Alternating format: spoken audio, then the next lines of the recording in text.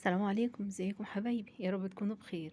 النهارده هنعمل مع بعض احلى واسرع واظبط صوص شوكولاته ممكن تجربوه، ويعتبر البديل الاوفر والامثل والاطعم للنوتيلا.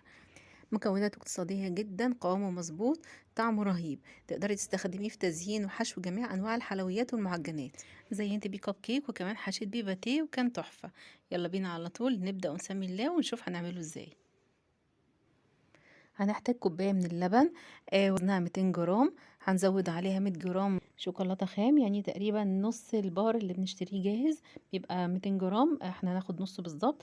وعليهم 100 جرام بسكوت سادة اي نوع، انا كسرت كده علشان اسهل ان هو يدوب بسرعة في اللبن. وزودت عليهم مكعب زبدة تقريبا كده وزنه 50 جرام. هرفعهم على النار مع التقليب المستمر لحد لما الزبدة والشوكولاتة يدوبوا تماما.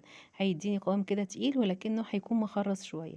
هناخدهم بقى على محضرة الطعام او كاسة الخلاط، وهنبتدي كده نشغل الخلاط 3 4 دقايق لحد لما يتحول من القوام التقيل المخرز ده لقوام ناعم جدا وحريري كده وكريمي بالشكل ده. شايفين؟ هو ده القوام اللي انا عايزاه. لو حسيتي ان القوام معاكي تقيل شويه بعد ما ضربتيه في الخلاط، تقدري تزودي كده معلقتين 3 حليب، ولكنه كان مظبوط جدا. وطبعا لسه سخن، هنصبه كده في بوله او في برطمان، ولما يبرد هيتقل شويه. قوامه مناسب جدا جدا ان احنا نزين بيه التورتات، نزين بيه كب كيك زي ما انا كده استخدمته، او كمان نحشي بيه المعجنات. بيبقى لذيذ وجميل جدا، طعمه رهيب. ممكن كمان نحشيه سندوتشات للولاد زي النوتيلا كده بالظبط، بيبقى طعمه رهيب. وهو غذي طبعا، مكوناته متوفرة موجودة في كل بيت. أي نوع بسكوت هتستخدميه سواء بالفانيليا أو بالشوكولاتة.